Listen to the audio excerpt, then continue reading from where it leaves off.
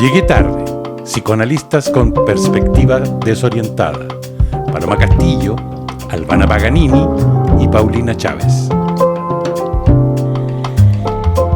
¿Cómo están? Hola, queridas compañeras Albana, Paloma, ¿cómo les va? Estamos. Eso es harto. Insistimos. Sí, bueno, insistimos. Vamos a hablar hoy.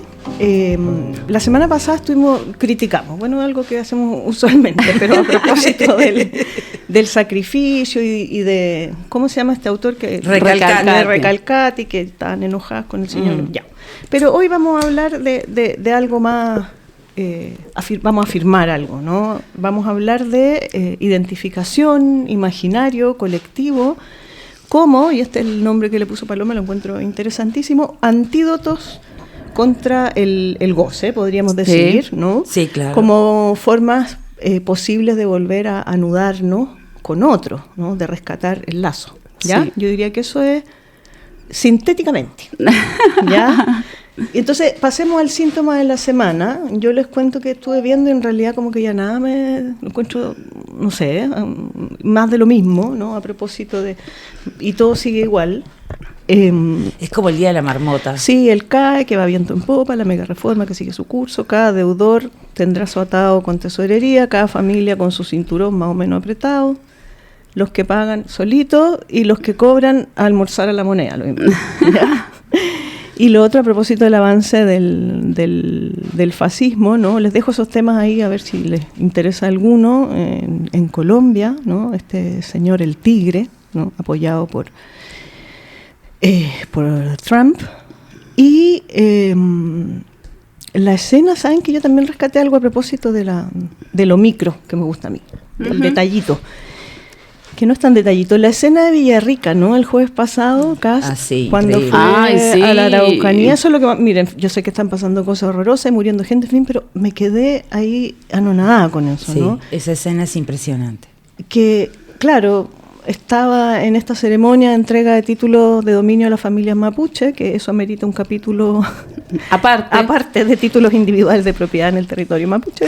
Que es bien curioso, es muy ¿no? curioso, sí. Un título de dominio en territorio mapuche. ¿Qué cara de raja el Estado chileno? Sea, es Perdón. Como, sí, es como incomprensible. Y los términos legales, ¿no? Sí. O sea, los dominio, títulos de dominio. Sí. No puede ser más literal. Sí, y más colonial imposible. Sí. Títulos de dominio a cada familia, o sea, además cachando nada en lo que significa y el valor del territorio, ya, en fin. Pero por eso digo que eso hay que anotarlo, porque creo que me amerita un espacio propio.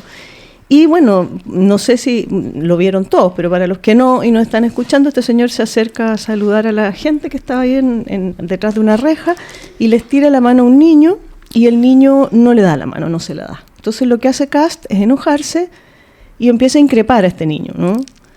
Le dice algo así como, bueno, crezca en libertad, que su mamá no lo use, ¿no? Entonces aparece ahí como este padre de los hijos de la nación que viene a rescatarlo de la mala madre esta.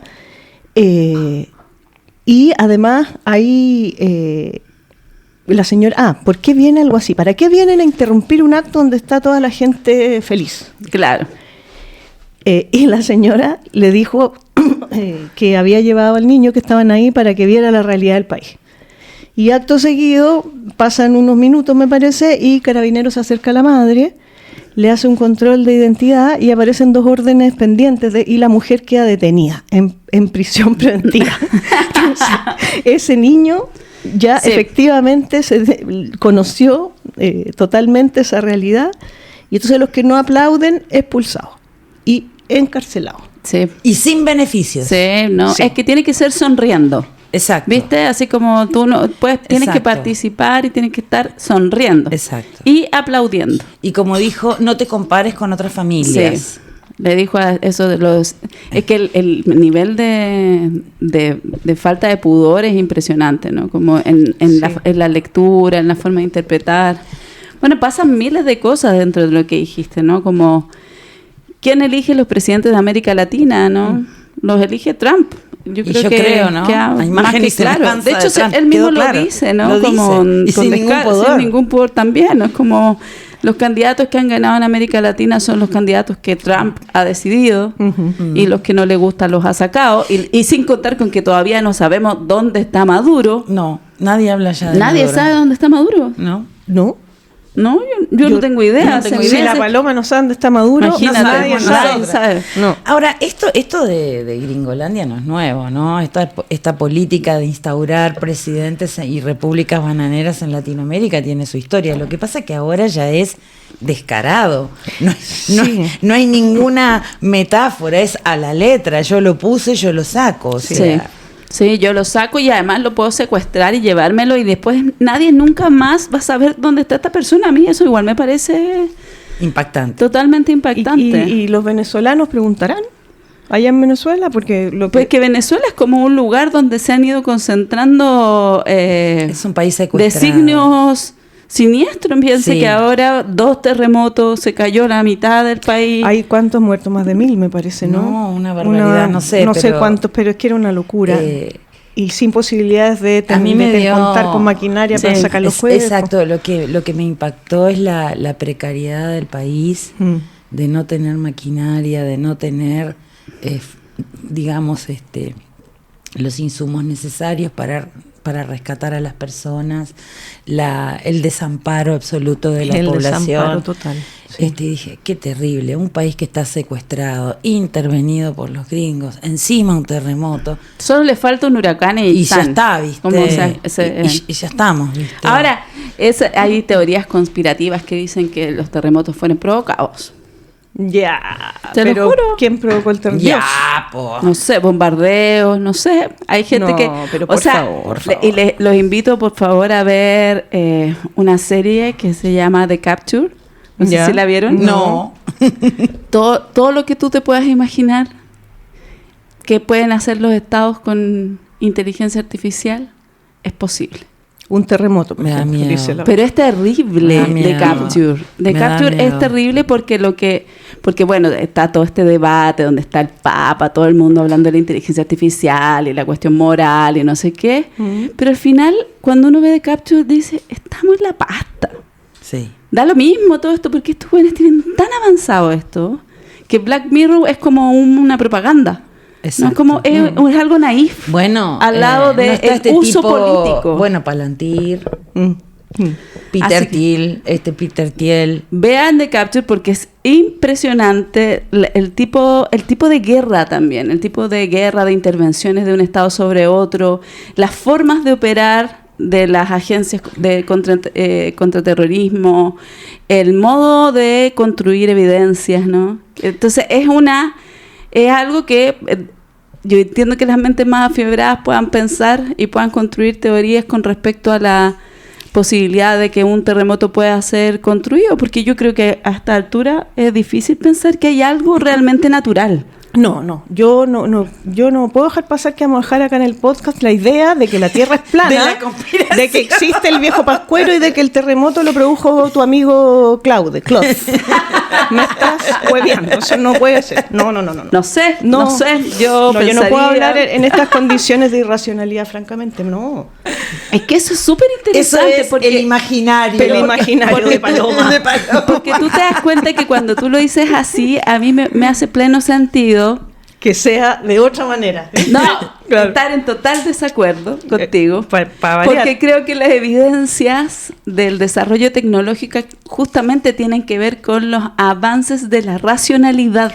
Pero amiga, ¿Cachai? estamos hablando de las placas tectónicas. No sé, yo por ahí. Tiene que haber No, alguien. ya te fuiste Encontraron por la la- forma algún despertó geólogo. Godzilla, qué sé yo. Eso weón. me parece- Están ocultando a Godzilla, por ejemplo. Ya, Godzilla te la compro. Ya, pero Godzilla No, está. no la inteligencia es artificial. más posible creer en Godzilla ¿Y en King Kong? que en el poder imperial No, y su desarrollo ya está. desenfrenado tecnológico. Sí, estoy de acuerdo Ya, con esa frase, pero estamos no, como el terremoto. la no guerra fue. de las galaxias. No, ya. Darth Vader. Sí. No lo sé. No lo sé. Pero podemos tener. Yo voy a dejar esto aquí. Lo voy a y ustedes sembrar. Lo y voy ahí- a sembrar y ustedes verán hacia dónde desconfiar. Y sí, en el plano internacional yo creo que ya los límites del razonamiento paranoico están súper desdibujados, porque en Sí. el fondo son capaces de hacer cosas bueno, impresionantes. Los ataques de falsa bandera, ¿no? Para provocar guerras y conflictos ya es algo que está archiconocido, que cuando hay un ataque se preguntan si realmente viene de este país o de dónde viene, o quién lo hizo, ¿no? Y los servicios de inteligencia... Y la manipulación de los medios de comunicación. Impresionante. Y las narrativas, ¿no? O sea, como que todo eso estaba en siembra, ¿no? Como estaba sembrado como una posibilidad casi de la ciencia ficción, y hoy día hay recursos suficientes como para poder hacer todo, ¿no? Es impresionante. Y eso con respecto al escenario mundial, que a mí me parece que, bueno, habrá que ver, igual parece Colombia, película, sí, es verdad. Es verdad. El mundo y está Colombia además perdió por nada. O sea, Sí, era una diferencia así como mínima. una diferencia 49, 48, así sí, como y en Perú pasó exactamente lo mismo, ¿no? Como diferencias ridículas, ¿no? Como no así el 67%, ¿no? Eso que fue una patada en el culo, eso no. Eso no. Esto es como, es sutil, ¿cachai? Son 300.000, 500.000 personas, que no es nada, po. No es nada. Aunque yo me acabo de enterar que Cabo Verde, que es el futuro contendor de Argentina el próximo viernes en el Mundial, es una isla que tiene 500.000 personas. Ah, bueno. Pero tiene buenos futbolistas. Eso parece. Y tiene un muy buen según arquero. Lo que amenaza Un muy la buen gente. Sí. dentro de la lógica mundialista, donde sabemos que Albana quería decir algo, así que dilo. sufre. Decilo. Lo siento, Albana. Yo quiero decir que sí, pero no. No. Lo que me parece impactante de este mundial es, la complicidad de la FIFA, con Estados Unidos y con Trump, a quien le entrega unos meses antes un premio que inventan de la paz. El premio de la paz a Trump. Ya viste que todo va para una película. Ya es un delirio, es un delirio.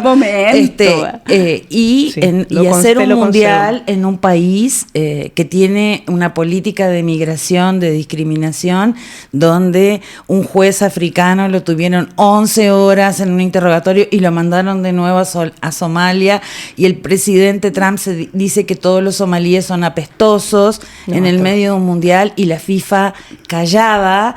O sea, es un mundial de mierda. Y menos mal que México jugó en México, sí, porque pero si no habría estado la ICE afuera, así. Bueno, esa era la amenaza de Trump, ¿no? Sí, amenazó con eso. Con eso.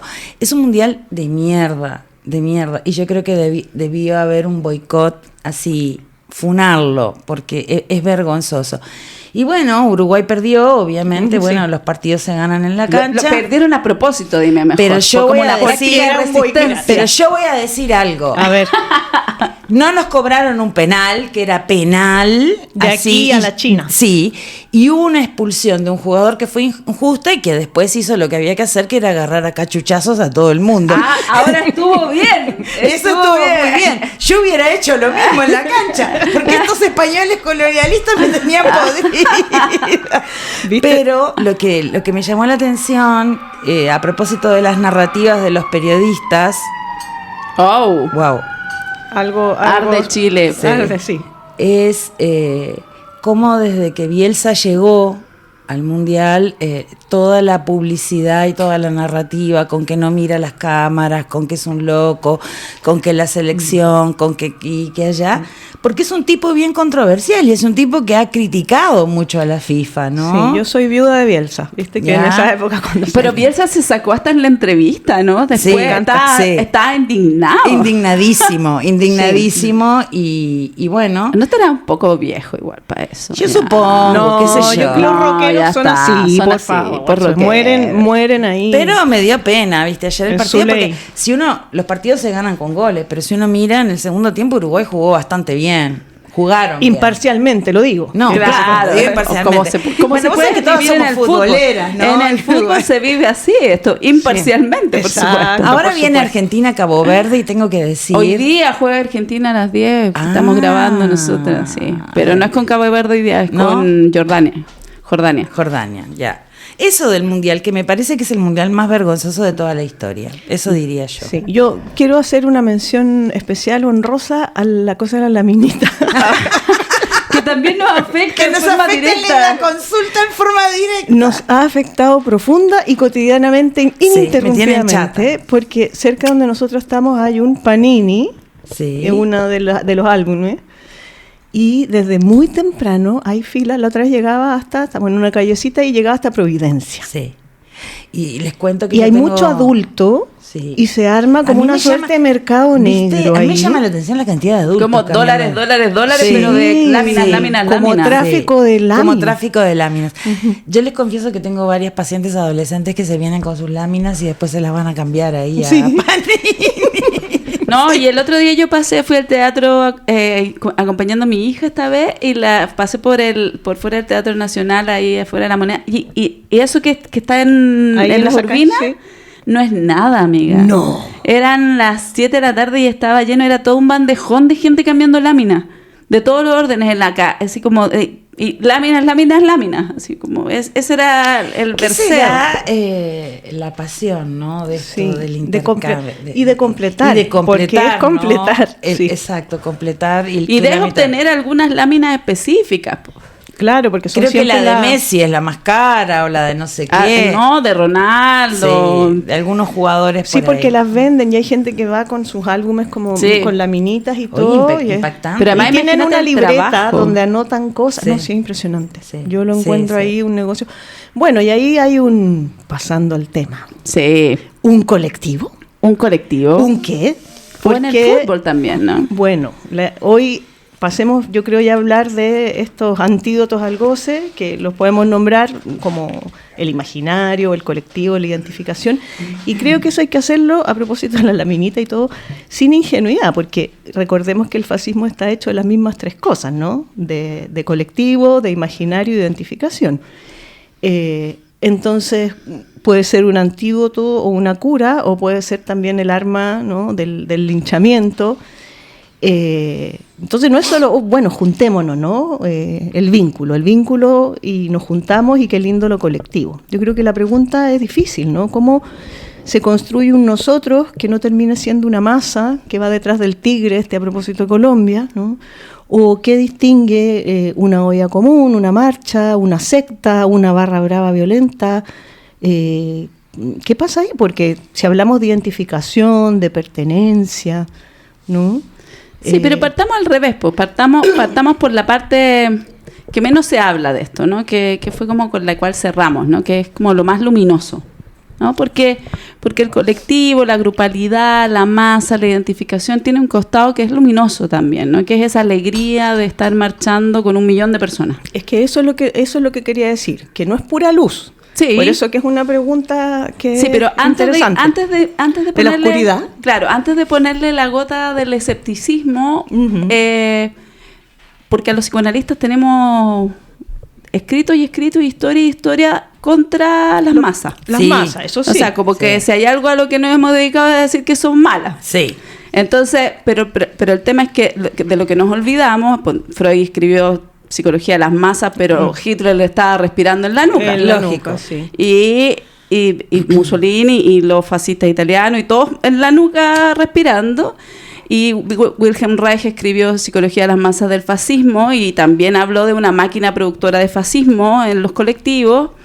Pero también dijo algo que a los psicoanalistas se nos olvida, ¿no? Que Reich dijo también que había una necesidad que la izquierda alemana nunca tomó por ser parte de algo, ¿no?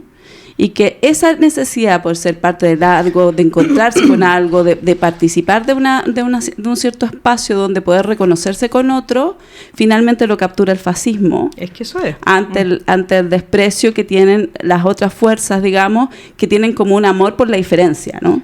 Por ilustrar tu pequeña narcisismo de la diferencia. narcisismo de la ¿no? diferencia. Que yo no soy igual que todos estos, ¿no? Y como que se hubiera que denegar el placer que implica, por ejemplo, estar en una coreografía y que todos hagamos lo mismo, ¿no? Porque hay un placer en eso. Yo que he sido descoordinada toda la vida, yo debo decir que cuando he hecho, porque también he hecho todos los tipos de clases de gimnasio que han habido, entre ellos A mí la y todas esas coordinación cosas. me angustiaba mucho Es porque terrible. esa cosa especular iba al revés que todo el mundo. ¿Viste? Pero no por opción. Y que no podía. No podía. Yo era un problema de organización del espacio. Sí, yo solo pude empezar a hacer eso cuando ya era buena en otra cosa. Exacto. Cuando ya era buena en otra cosa, ya pude empezar a estar en esos espacios donde uno puede desentonar sin sentir que su identidad se fractura y eres un no humano, ¿me entendí? Exacto. O no eres digno de amor. Exacto. Entonces, en el fondo, esa cuestión de estar en un espacio donde tú efectivamente eres capaz de seguir con otro, una ritmicidad, una respiración, ¿no? Como de participar de una alegría común. Ya, o sea, porque tú ahí estás hablando del cuerpo, ¿no? Yo pienso que las grandes masas de jóvenes fascistas marchando, ¿verdad? Con un mismo Son cántico, cuerpo y todos también, son cuerpos. Es un cuerpo. Es un cuerpo. Es un cuerpo. El punto es, claro, es un colectivo que se sostiene entre iguales, es un colectivo que se sostiene en el deseo o en el sacrificio, que necesita o no necesita sangre, cuál es el lugar del otro en ese colectivo, ¿no? ¿Cómo es esa manera de disfrutar, como dices tú, o de reunirse, ¿no? ¿Cómo queremos juntos algo? Yo creo que hay algo que Porque es importantísimo. Porque ahí te dicen qué querer. Sí. No el disfrute o el cómo, pero no es cómo tan querer. así como que te digan qué querer. O sea, Hitler Sí, orienta el fascismo, eso. sí. Estoy pensando en el fascismo. Ya, sí. pero más que pensar en el fascismo, yo estoy pensando en la marcha del 1.000.000 de personas. Claro, de la del ¿cachai? estallido. Sí, estoy pensando incluso estoy pensando en el público en el ir a ver un partido de fútbol. Sí. ¿No? El Sí. egregor. Sí. ¿Cachai? Estoy pensando en la escena de ustedes, yo creo que no vieron eso porque eso era de gente que teníamos hijos en esa etapa, pero de Avengers 3, cuando cuando estáis ya te bancaste 2 horas y media de película y vuelven los superhéroes del blip, ¿no? Y aparece Spider-Man y el cine se alza con todos los niños al unísono, con un rostro de ser parte de algo que iba perdiendo y de ahora tiene la fuerza para ganar. Esa Yo pienso que ahí no hay un líder de partida. Es que eso es lo que estoy diciendo. Creo que tenemos que establecer esas diferencias. Por ejemplo, ahí el amor que reúne o la libido que reúne no está depositada en un líder, como primera cosa, ¿no? Se transmite, se contagia, al contrario, creo que en el acto de ganar o de descubrir que alguien que va perdiendo en una multitud y varios, de poder ganar algo, es una dimensión placentera que además pondría en falta si hubiera un líder. Y no se reúnen para odiar. No. Y que significa darse cuenta del poder que implica que un cuerpo colectivo te permite ampliar lo que un cuerpo individual puede hacer, ¿no? Como que puede hacer más si somos más. Y además hay una cosa que es inevitable para un contexto como el nuestro, que vive en una sociedad que tiene un espejo quebrado, fracturado profundamente. Yo creo que todas las sociedades un poco son eso, ¿no? No logran devolver una unidad para el sujeto, ninguna sociedad. No, más bien devuelven fragmentación. Exactamente. Entonces, en ese sentido, en este momento, con los colectivos tan debilitados, lo que hay es soledad y fragmentación. Y en esos espacios donde tú te encuentras con otro, para militar, para marchar, para ir o sea, hay algo que tiene que ver con reconocer algo tuyo en el otro, ¿no? Y que es placentero. Y que es placentero porque te devuelve una imagen unificada de ti mismo también. Exacto. ¿Cachai? Que es como, yo soy esto con todos estos y me debo ver como o como aquel o como, ¿cachai? Y ese elemento es un elemento muy bello de la ¿sabes lo que colectiva. pensaba yo? En el júbilo del espejo. Es La eso. risa del niño, ¿no? Sí. Pensaba en esto, ¿no? Que bueno, que tiene que ver con el estadio espejo, pero el descubrimiento de la imagen y del júbilo y el reconocimiento de otro que fija, ese eres tú, ¿no? Hay algo de la especularidad que no es pura captura, que también tiene un momento de júbilo.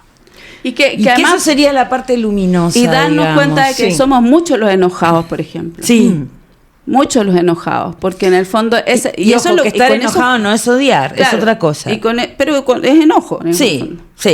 Y que hay un elemento ahí súper interesante de cómo lo hace de cómo el colectivo lo que hace es tramitar ese enojo, volverlo legítimo. Bueno, ocurrió, por ejemplo, para las movilizaciones feministas, que fueron espacios de encuentro, de compartir un sufrimiento, de darle un estatuto. Y yo ¿no? creo que fueron preparatorias del estallido. Por supuesto, tienen parte de esa actividad que en el fondo implica, digamos, el goce de hacer cosas con otros. Si no, no habrían, no sé, pues las marchas, tanta gente metiéndose en murgas, en cosas así, donde hacen ejercicios como coordinados, ¿no? Sí. Intervenciones, porque está súper fuera de la lógica de lo racional y de lo útil, ¿no? Porque todas esas actividades no son ni racionales ni útiles. No. Son intuitivas, corporales, ¿no? Se suspende un poco el juicio cínico para dar espacio a la risa de la diversión, ¿no? Sí, por eso creo que es una identificación más horizontal, ¿no? No, nos reconocemos entre sí, bailamos juntos, no necesitamos un líder arriba que nos unifique, ¿no? Que nos pegotee, ¿sí? ¿Sí? Ya no es mi deuda el CAE, es nuestra deuda. Exacto. No es un fracaso personal, sino que es algo que es compartido. Y eso es lo más terrible, ¿no? Es Que eso lo dijimos el otro día, cómo en estas situaciones la injusticia social se transforma en fracasos personales, ¿no? Uh-huh. Y uno lo ve en las consultas a propósito del CAE y otras situaciones, ¿no? Como si hubiera algo que yo hice mal y merezco este castigo, ¿no? Pensar colectivamente, digamos, nos salva un poco de esto, ¿no? Sí. ¿Cómo era ese dicho en el estallido? No eran 30. Nos encontramos, no nos era soltemos. depresión o Sí. Era capitalismo. Era capitalismo. Bueno, a mí me encantó esa frase. Sí. Sí, que era una frase de interpelación a la salud mental también. Y La salud mental. y de politización del malestar. Ahí aparece esa palabra que tiene sentido, ¿no? Sí. Que no Iba es a decir sufrimiento. algo. No sé si parece que se me olvidó. Pues continúen. Continúa, Sí. ya me acordaré. Ya me acordaré. Sí. Que hay algo ahí que me parece interesante. Lo que pasa es que yo creo que un poco el trabajo de saltarse las dicotomías y poder pensar un poco más complejamente supone pensar en torno a qué también se organiza esa multitud, ¿no? Sí. Porque efectivamente yo creo que hay dentro de un sector como que el que hablábamos la vez pasada, que a mí más me preocupa, ¿no? Como que hay un sector de la izquierda que lo que ha hecho es que esa grupalidad tenga que estar en torno como a una memoria monumentalizada, ¿no? Y melancolizada. En torno Entonces, a ahí una no hay herencia, vida, ¿me a una entiendes? herencia con un testamento muy pesado de llevar. ¿Te Exacto, acuerdas? A propósito sí. de la herencia sin testamento. Exactamente. Sí, Una sí. herencia con un testamento muy pesado de llevar.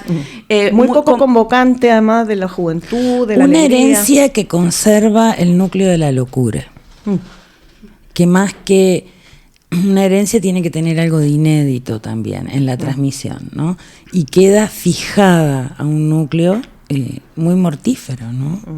Claro, porque ese tipo de actitudes aparecen cuando aparece algo nuevo, algo que parece completamente nuevo, ¿no? Chile despertó, era un Chile que despertó no de la dictadura, ¿me entendí? Era un Chile que despertó, evidentemente con marcas, porque eso también tiene que ver con algo que estaba pensando a propósito de un libro, ¿no? Que he estado leyendo, que es un libro que se llama... Ay, ahora me voy a olvidar. No, acuérdate, po. Me voy a acordar. Yo, por mientras, quiero decir que, claro, la idea que yo tenía es que a propósito de esa soledad, ¿cómo hacer para quitarle esos espacios al fascismo? Porque el fascismo llena precisamente esa falta, ¿no?, de nosotros. Sí, po, sí. Esa pasión, porque Claro. Es pasión. Sí, po. Es una pasión mortífera, pero es una pasión. Claro, ¿no? es que yo creo que el punto ahí es como... Lo primero que tiene que haber es que los espacios que disputan al fascismo tienen que lograr tener un discurso que esté mucho más vinculado a la alegría que a las pasiones tristes, ¿no? Y yo pienso. Y que eso implique... Pero todavía no estamos recuperados, che. Y eso implica como desentenderse un poco del cinismo y también de la hiperinteligencia, ¿no? Porque esta idea como de... Por eso se pensaba en la superracionalidad, ¿cachai? Porque en el fondo, desde la perspectiva de la racionalidad no hay nada que hacer, ¿cachai? nada que hacer si estos weones tienen todo para hacerte mierda. Cuando digo todo, todo. Es todo. Todo. No, hasta Godzilla. Tienen Godzilla, tienen las armas y tienen plata. ¿Cachai? O sea, desde la perspectiva de la racionalidad, la angustia, nada más. Porque eres... Entonces, acá la racionalidad solo te puede conducir tanto por la vía de la izquierda al autoritarismo, o por el cinismo o por también. Termina siendo un cínico, escéptico. ¿no? Y por la vía de la masa organizada al fascismo. Son las vías que más o menos están. Pero para poder hacer ese trabajo que implica pensar algo nuevo, yo me he quedado pensando mucho en eso. Bueno, y además eso atraviesa como cosas más personales. Entonces, estuve leyendo un libro que encontré en la café que se llama En la naturaleza las cosas crecen, de Ji-Yun Lee.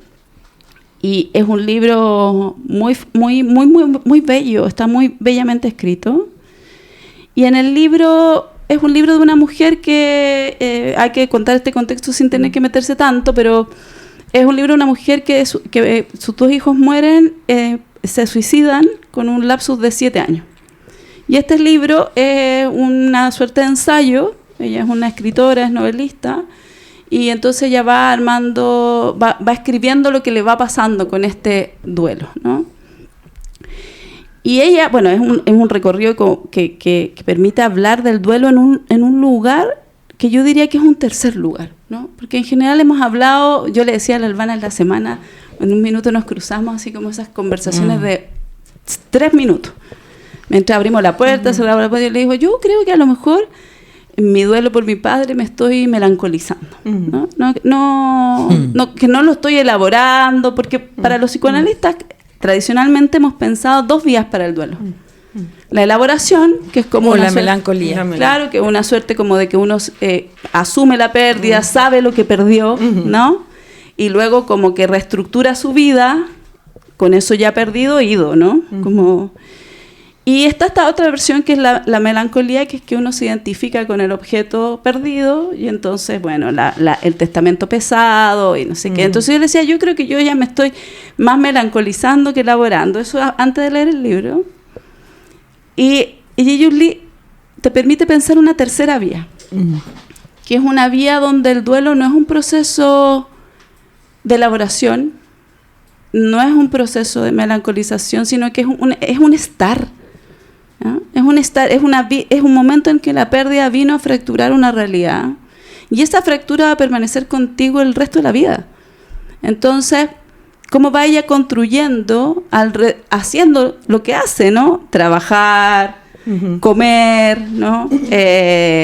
Levantarse y todos los días preguntarse qué va a hacer con eso, porque el costo de la elaboración así tan feliz que nosotros tenemos es como, entonces, que si yo me acuerdo de mi padre después de todos estos meses y digo, en realidad aquí esta celebración no me hace sentido porque no está, entonces estoy más pegada a la melancolía que a la elaboración, ¿no? Sin embargo, ella va mostrando con capitas muy finas, es muy delicado, además un libro que escribe alguien desde un lugar muy doloroso, ¿no?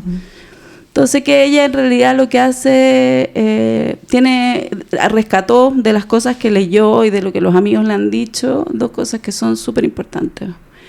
Una es hacer cosas que funcionen, que me encanta.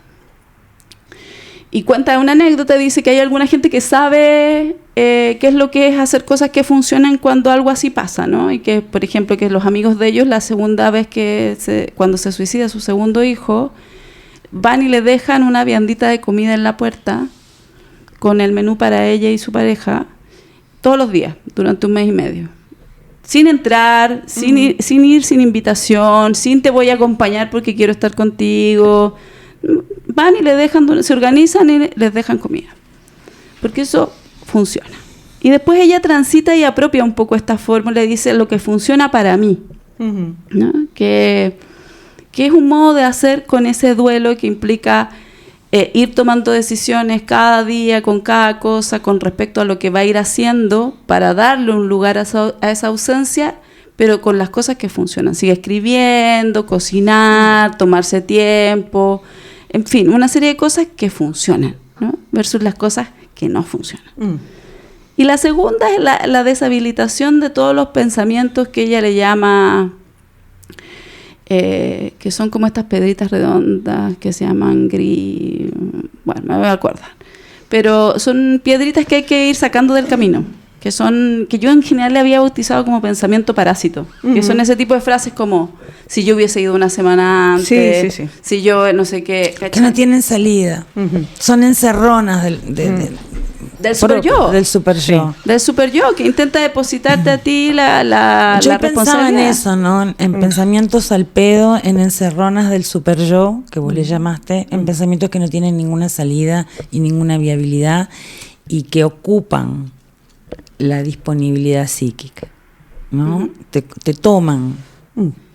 Claro, ¿cachai? Y el punto es que si lo pensamos ahí, con esas cositas, uno tiene que pensar también que la izquierda, a la izquierda y a las masas, ¿no? Y a las organizaciones, les pasa que no saben qué hacer con esa herencia sin testamento o con testamento muy pesado, ¿no?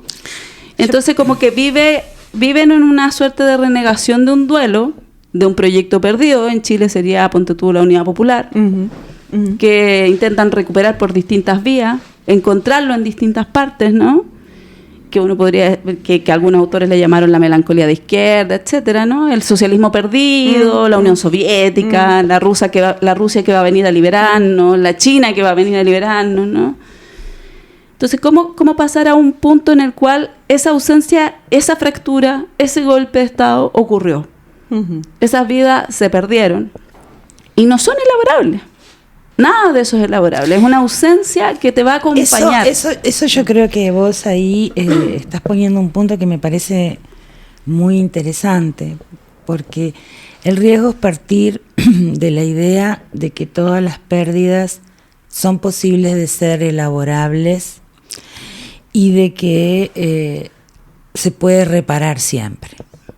Yo creo que el descubrimiento, al menos justo esta semana lo pensé en relación a cosas mías, que el descubrimiento más absoluto y más radical que uno tiene es que hay cosas que no son reparables. Punto. Es muy duro vivir con eso, porque tratamos, ¿no? Siempre de llenar y llenar la fractura, pero bueno, pero también es aliviante porque le pone un poco de cerco a la propia omnipotencia. Yo cuando me pensé en esto esta semana, a propósito de varias cosas, dije, ok, esto no hay reparación. Punto. Y me sentí muy aliviada pensando, ¿no? que esto le pone fin a cierta omnipotencia superyoica de todo lo que uno tiene que hacer y podría haber hecho y lo que no hizo y bla, bla, bla, bla, ¿no? Y creo que es importante para pensar también en la posición de un analista. Por supuesto, por supuesto. O sea, a mí me encantó, o sea, esta versión, pero la pienso respondiendo también a la Pauli, ¿no? Como, ¿qué clase, la alegría, el encuentro con el semejante, la reestructuración de un movimiento donde el semejante vuelva a estar en un contexto en el que tenemos adolescencia y juventudes solitarias? Claro. Que implican una convocatoria que se hace cargo de que hay una fractura, siempre, y con la cual se tiene que poder convivir, arropar, alojar, ¿cachai? Hay ritualidades para el duelo en América Latina y en todas partes, ¿no? Y que son marcas de eso que se lleva, pero que no es una carga, ¿no? Entonces, en el fondo, las grandes manifestaciones o los grandes espacios donde tú te encontrés con otros, inevitablemente, más que tributar a esos proyectos perdidos, deberían, creo yo humildemente, ser más bien la construcción de un ropaje para encontrarse sabiendo que esas cosas están ahí, pero que lo que necesitamos es justamente una vía no racional para encontrarse con eso. No tiene sentido juntarse, o sea, no tiene sentido militar desde la perspectiva racional. No, porque ahí no hay nada que hacer. Ahora me parece tan interesante pensar, salir de la dicotomía del duelo, ¿no? Como este polo elaborativo o este polo melancólico como dos salidas, ¿no? Y pensar, otra vía, ¿no? Que habría que profundizar más. Es interesantísimo porque además hay que desechar la idea, insisto, de que toda pérdida es posible de ser duelada. Punto. O de que el duelo tiene un fin. Exacto. ¿En algún minuto se acaba el duelo? Exacto, no sé. ¿Estoy más lejos, más cerca de que el duelo se termine? Bueno, son formas de llamar pérdidas, fracturas, cambios, qué sé yo. Claro, y que rupturas, reestructuran cosas. Sí, sí. Y evidentemente la vida se reestructura porque siempre se está reestructurando, si tampoco es que solamente la muerte la mueva. También la vida, los nacimientos. De hecho, en el libro ella hace una asociación entre el nacimiento y esta pérdida de los dos hijos, ¿no? Cuando nacieron y esta muerte como un otro tipo de nacimiento, ¿no? Como una otra forma de estar. Porque se pregunta cosas como, ¿qué significa esto? Nosotros somos una familia de 4 personas, ¿seguimos siendo una familia de 4 personas? ¿O ahora somos una familia de 2 personas? ¿Sigo siendo madre? ¿O ya no lo soy? Esa es una muy buena pregunta. Es heavy, ¿no? O lo fui, no sé. Entonces creo que hay formas más matizadas de pensar el cómo incluir esa necesidad de pertenencia. Si uno incluye la falta, ¿no? Y el de dónde viene esa necesidad de pertenencia. Y en ese sentido el fascismo, por supuesto que no es la única salida. Y otra cosa también que vos dijiste hace un rato, el exceso de discurso en la izquierda de marcar la diferencia. Yo no soy como ellos, yo soy distinta, yo soy distinto. Son todos distintos y con cierta superioridad moral, porque también hay una pedantería moral ahí que me parece que también habría que discutir, ¿no? Y que eso no hace lazo tampoco. Deja aún más en el aislamiento, ¿no? En una especie de intelectualidad. Y a veces permite un lazo para algunos jóvenes militantes que tiene que ver con la descalificación brutal del otro como un tarao. Sí. ¿No? O la idea esta espantosa, disculpen, facho pobre. A mí esa frase me parece horrible. Claro. Porque es discriminadora, es violenta, no sé. Pero claro, pero peor incluso es toda esta versión donde uno siempre tiene que estar dando credenciales de qué tan de izquierda es, qué tan rebelde, qué tan, ¿no? Los true que le dicen. Ahora, hay cosas que también en Latinoamérica podríamos pensar, ¿no? Que hicieron otra cosa con la fractura. Por ejemplo, las Madres de Mayo. A mí me parece que el trabajo de las Madres de Mayo y de ese colectivo es impresionante. Y que eso debiéramos pensarlo con todo el peso que eso tiene, ¿no? Porque, bueno, recuperaron una cantidad de nietos, pero también desde una apuesta y desde un lugar muy vital. Me parece. Y también desde un lugar muy irracional, porque también, eso de andar dando vuelta alrededor de un lugar. Exacto. Cuando vos hablabas de la racionalidad, yo pensaba las Madres de Mayo dando vueltas con sus pañuelos alrededor de la plaza. Yo creo que eso sí tiene una racionalidad, una lógica, no es azar.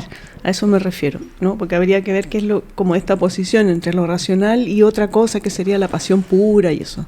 Pensemos eso, a ver. A mí me parece que es una falsa dicotomía también. No. ¿Ya? Uno no deja de pensar cuando está apasionado y uno se puede apasionar con pensamiento, ¿no? El tema es convocar. Es como yo puedo convocar. En mi caso, a mí lo que me preocupa tiene que ver con el traspaso generacional, con la transmisión, ¿no? A mí la verdad es que los viejos como yo ya no me importan tanto, salvo algunas viejas, ¿no? Por lo demás, bueno, ya estamos como saliendo de la escena, ¿no? Sí. Es decir, pero ¿qué estamos dejando, no? ¿Qué escenarios de carnaval podemos dejar donde sí se pueden juntar a conversar? Si uno puede retomar la pasión por el saber, por la verdad, por las ideas jubilosamente, ¿no? Con expresiones que no necesariamente tienen que ser un paper de no sé cuántas palabras, no sé qué. Hay distintas formas de pensar, pero uno con el cuerpo también, sí, ¿no? pero yo creo que ahí hay una dicotomía que hay que discutir y la podemos pensar desde el psicoanálisis, porque yo pienso como que hay algo prediscursivo a todo esto. La racionalidad que vos planteás y que yo, Paloma, esta racionalidad absoluta que nos deja muertos, es una racionalidad casi autista, por decirlo de alguna manera, que no tiene ninguna investidura libidinal. ¿ya? Es como si tú pensaras los procesos del pensamiento sin carne, por decirlo de alguna manera. Creo que el júbilo también podría ser una forma de racionalidad, pero donde la libido se encarna en un cuerpo y hace lazo con otros. Sí, no, yo creo que esas racionalidades son, por lo menos inmediatamente pienso en la academia, ¿no? O sea, ahí hay una cosa con el narcisismo, por ejemplo, que es muy, muy potente. Y muy individual. ¿No? Absolutamente individual. Y yo creo que ese... Es muy difícil transmitir una pasión o un tedio. Piensa que tú estás con 30, 40, en mi caso 60 jóvenes, que es un lujo, quiero decir, ¿no? Tener a 60 jóvenes ahí recluidos todos los días. Obligados. Obligadísimo, o no tanto, porque en la universidad. ¿Qué transmites ahí? Fíjate ¿no? que eso es importantísimo, y yo creo que las universidades son espacios que debieran ponerse a pensar en vez de publicar tanto paper muerto que nadie lee en la transmisión.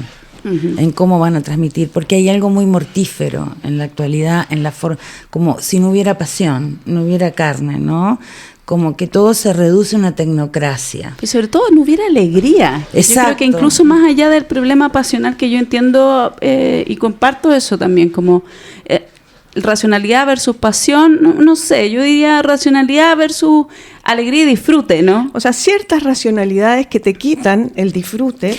Yo voy a contar o que te roban la pasión. Cierta infidencia de algo como que un leí, viejo chico. Que yo leí hoy, estaba mirando los mails y recibo un mail de un programa de posgrado donde, bueno, una universidad que va a ser sede de un encuentro de psicoanalistas internacionales.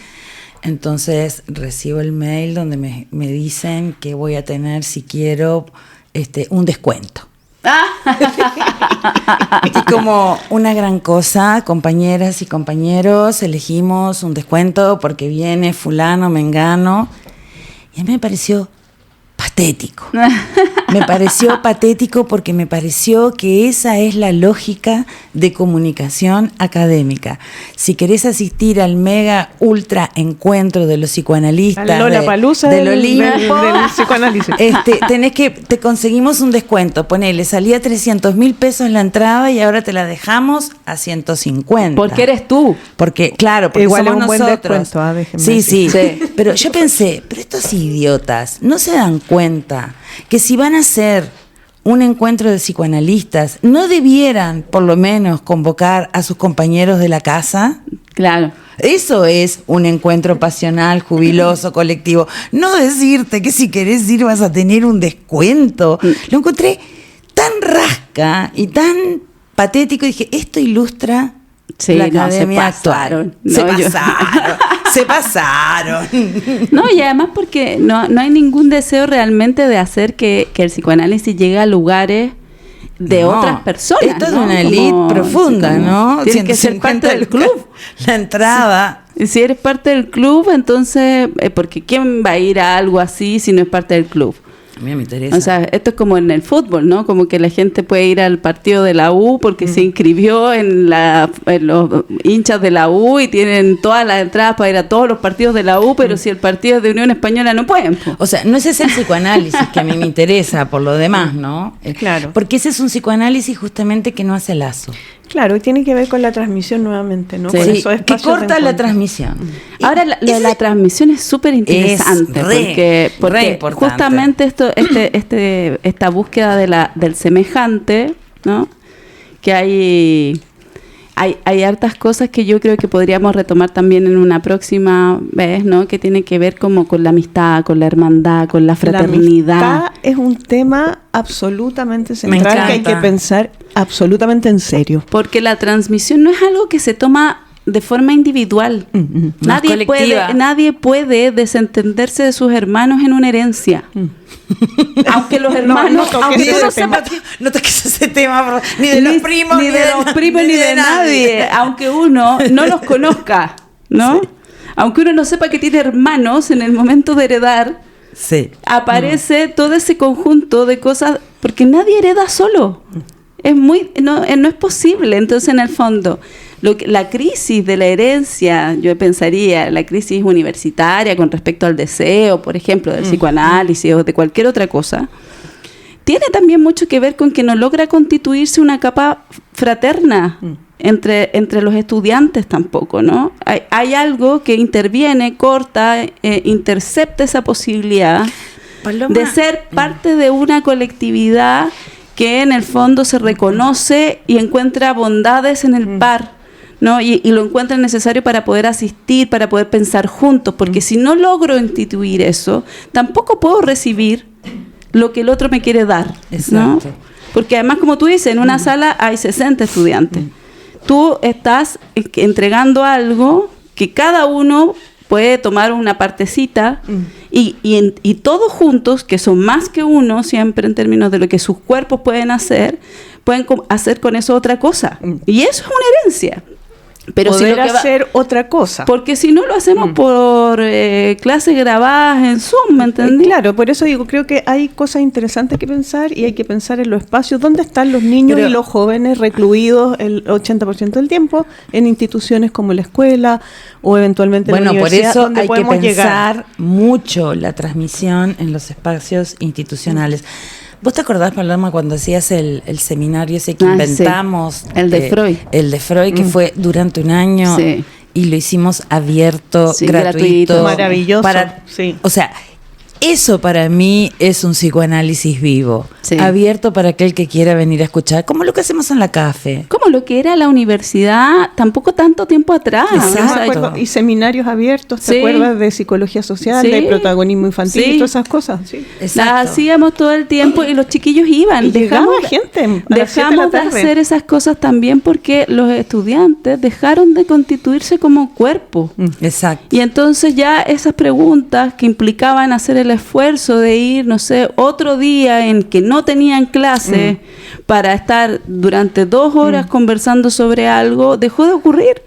Y cuando yo fui estudiante al menos, donde quedaba algo todavía de esos espacios, ¿no? Yo me acuerdo de haber ido y que la universidad haya sido no un lugar que tenía un torniquete, porque yo me acuerdo que yo me iba, yo bueno, estudiaba en la ahora Católica, tenés que poner la cédula, tenés torniquete. Yo me iba a la Católica, guardias. de la Católica me iba al Arcis y tomaba teoría crítica con una argentina ahí que fumaba y yo lo encontraba impactante, porque nadie en la Católica fumaba en la sala y ella fumaba ahí y todos fumaban y la cosa era una enorme voluta de humo, bien horrible si uno lo piensa desde el día de hoy, pero a mí me encantaba. Pero en el Arcis no había un torniquete donde yo tenía que decir que había pagado la matrícula para poder entrar. Y había adultos que pensaban y que querían destinar parte de su tiempo a las 8 de la noche después de trabajar a que quien quisiera ir a conversar sobre cosas que no sirven de nada. Cosas que no sirven de nada. Que no se comen ni se pueden capitalizar así como para comprar algo, bueno, fueran, ¿no? Sí. Y uno andaba pululando por distintas universidades. Pensar cosas que no sirven de nada, es decir, que no tienen... Cosas que no se comen. Que no se comen. Un padre es aquel que dice... Que lo que no se come. Lo que no se que come. Que no todo es comida. Que no todo es comida y que marca la diferencia. Es lo mismo que decir, vamos a pensar cosas que no son útiles o que sirvan. Claro. Ya. Y ahí hay cierta pasión, ¿verdad? Y eso es lo que yo siento que se ha diluido bastante. Claro, hay una circulación de cosas. Y a mí a veces me gustan mucho los mundiales, debo decir, siempre me gustan. Me gustan los mundiales, me gusta esa cosa que aparece como de la gente feliz y no sé qué, y que grita. Me gustan los estadios también, lo que se produce con las barras. Creo que hay un efecto interesante de difuminación, ¿no? De la alegría colectiva, me gusta mucho. Y yo igual no me he podido sustraer del todo, a pesar de que está el Mundial del Trump. Entonces igual participo, veo algunos partidos. Bueno, ayer trajimos el televisor acá, hicimos la comida, estaban todos mis hijos, muy entretenidos. Vamos a ver juntos jugar Uruguay, ¿viste? Sí. Después ya, bueno, no nos bajoneamos porque tampoco. También hay como una pretensión de que esos momentos sean eternos también, ¿no? Y ese tipo de momentos son contingentes. O sea, la marcha del 1.000.000 de personas fue la marcha del 1.000.000 de personas. ¿Y qué pasó con eso? Y no pasó nada. No pasó eso. Porque es un acontecimiento y tiene un valor. El acontecimiento tiene otra lógica y otra racionalidad, no es que no la tenga. Lo que pasa es que cuando decimos no pasó nada, estamos pensando con criterios racionales utilitarios. Si sirve o no sirve. Y creo que de esa lógica hay que salir. Sí, sí. Bueno, no sé si, Palo, ya mencionaste un libro a propósito del Minuto Café. Bueno, no, yo todavía sigo leyendo el libro de Soja, que es gigante. Todavía en 15 días no lo pude terminar, así que no puedo recomendar nada. Pero ahora que voy a viajar a Buenos Aires me voy a mirar a ver qué novelas hay. Yo había empezado a leer un libro que recopila unas cartas de Clarice Lispector. Y también, podría a lo mejor la próxima vez, viste que nunca tengo tiempo para eso. Sí. ¿Y te gustan? Está súper interesante, sí. Me encantan a mí los epistolarios. Yo encuentro que es un género maravilloso. Me encanta. Y es tan democrático porque además, ¿quién no le escribió una carta a un abuelo en algún minuto o recibió una carta con toda esa temporalidad incierta y dilatada de recibir una carta? Es maravilloso. Sí. Entonces me encantan las cartas. Creo que se hace tan buena literatura a través de escribirle a un otro. Sí. Querida. Sí, no, es precioso, me encanta a mí y además yo creo que se develan un montón de cosas en ese intercambio que te capturan, ¿no? Que te hacen vivir esas relaciones, ¿no? Sí. Sí. Me encantan. A propósito de que vibras y sientes esa pasión, me encanta. Ese amor o ese tedio, ¿no? Me encantan. Hay algunos que son mis favoritos, como el de Henry Miller y Anais Nin. Maravilloso. Es increíble, porque además es tremendamente erótico. Entonces son puras cartas incendiadas de pasión y de deseo. No, y es impresionante lo que hay que hacer con las palabras para poder transmitir algo así, ¿no? Sí. Impresionante. Es mucho, porque no sé, pues hay gente, por ejemplo, que tiene sexting. Sí. ¿Hay cachado? Sí. Yo nunca, no sé cómo se podría ocurrir eso, así como hay que tener como... Sí. ¿Qué tipo de recepción, prosa hay que tener en un sexting? Pero es como con imagen. No, yo conozco gente que he escuchado muchas veces con texto. Sin grabación, sin nada, sin imagen, sin voz. No, está difícil. Solo evocación, increíble, o sea hay qué capacidad, estimularse rápidamente, ¿no? Sí, notable, un aplauso, porque francamente. Sí. No, porque las cartas de Henry Miller y de Anais Nin están escritas desde la urgencia en que se separaron, en este minuto ya no están juntos, entonces mientras ella no está, él le escribe, y mientras ella está en no sé dónde también le escribe, y es bellísimo. No, y también hay uno que se llama El Buen Relato, de John Coetzee, con la Anabel... o Maribel no, pero era una psicoanalista gringa. No me acuerdo. Que es precioso porque él le hace preguntas, interroga sobre la verdad, el relato, empieza a interpelar esta cosa de para qué recordar y esta cosa del trauma y no sé qué, y ella le responde el de psicoanálisis, y él desde la literatura, premio Nobel el 2003, que yo lo amo, yo encuentro maravilloso. Sí. Me leí todo su libro en verano porque rayé la papa, así como no dormía, como me baja como un amor, viste que uno se enamora de uno tiene pasiones con algunos autores. O sea, totalmente. Y después te peleas, ¿viste? Yo no me peleé, pero dije ya, suficiente intensidad. Suficiente. También es muy bonito. Precioso. ¿No? Sí, hay uno que a mí también me gusta mucho, que es el libro de cartas de amor de Rosa Luxemburgo, que se llama ¿Cuándo vienes?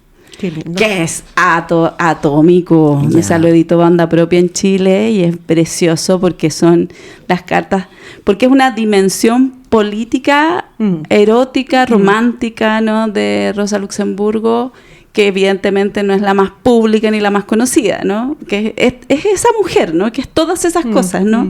La que se organiza, la que piensa el partido, la que discute con la izquierda, la que va presa, la que lucha contra el fascismo, la que muere asesinada, y la que ama, y la que pinta, y la que escribe cartas, y la que reclama de por qué me pides puros informes políticos, ni siquiera me has dicho cómo estás, ni siquiera me has preguntado cómo estoy. Me encanta, y esos son epistolares que amo. Así que nada, pues yo creo que ahí hay varias recomendaciones, ¿no? Vivan los epistolarios. Bueno, vamos a revisar. Ya, nos vemos pronto. Nos vemos. Chau. Desde la Cafebrería, un espacio que piensa, crea y debate.